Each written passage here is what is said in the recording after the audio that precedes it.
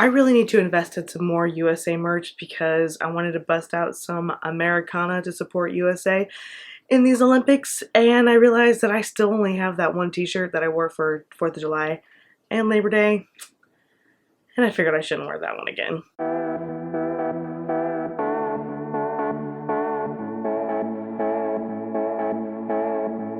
Welcome back to ɪnˈdevə, everyone. I've got some kind of sad news. Well, there's good news and there's bad news. The bad news is not everyone who you come across in your life, or not everyone who your path intersects with, is going to like you. It's sad, but it's true. The good news is it doesn't really matter. Not everyone has to like you, and you don't have to like everyone.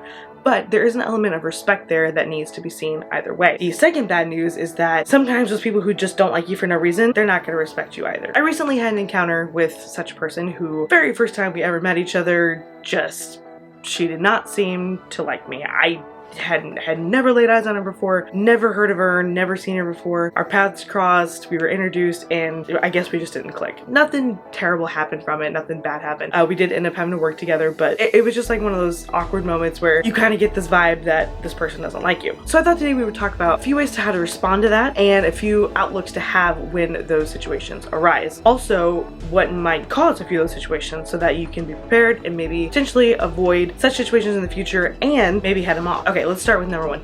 How to recognize that that situation might happen. Number one, I guess it'd be like 1A. One way that you might encounter this is that that person perceives that you are a threat. Whether that is a threat to another friendship that they have, a mutual person that you guys know, or a duty that they have, or something like that. This has happened a few times in my life, and I'm sure it's happened to a bunch of other people, but this whole channel is to prepare someone else so that they don't have to experience the same things that other people went through, or they know what to expect when it happens. First example that comes to mind was 5th grade. 5th grade, I moved schools, and there was a girl in my class who I was introduced to. We were of the same faith, and we just hit it off.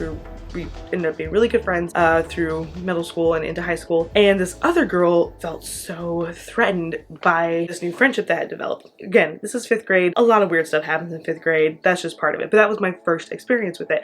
And I had no idea why this girl didn't like me. I did nothing to her. And then later on I realized that because this other girl and I hit it off so well, I was perceived as a threat to that relationship. Weird thing is, that girl and I ended up becoming closer. Our last names were very close together, and so we ended up being like right next to our lockers through middle school and high school. And when I broke my thumb in high school, she would help me by opening up my locker for me. It's just a weird dynamic, and that stuff kind of fizzles out. Again, that's a different situation because I was so young. The second experience that comes to mind was a little bit later in life. I was asked to help run this department of something, and unbeknownst to me, I was pretty young again at the time. I was thinking it was like 17.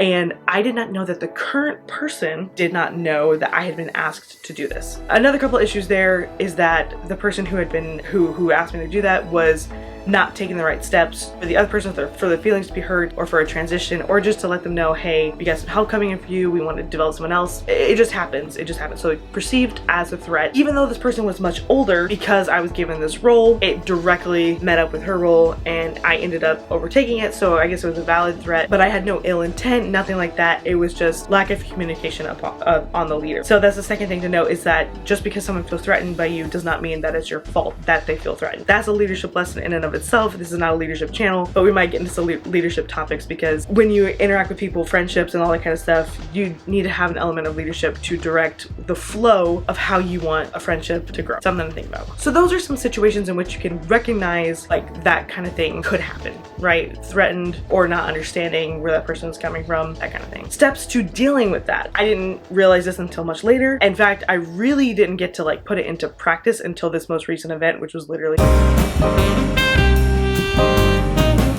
it's like the oldest trick in the book, and it might sound like, oh, that's not gonna help, but trust me, it helped. And my advice is kill them with kindness. Oldest trick in the book is to kill them with kindness. This person who I was interacting with, it was almost identical to the one situation I mentioned about someone taking out someone's job, except for this was, I was not trying to take a job. The leader I had offered to help in this certain capacity already had someone, and I said, oh, perfect, let them take care of it. And he insisted on not letting my expertise go to waste. His words, not bragging, just that's how it happened.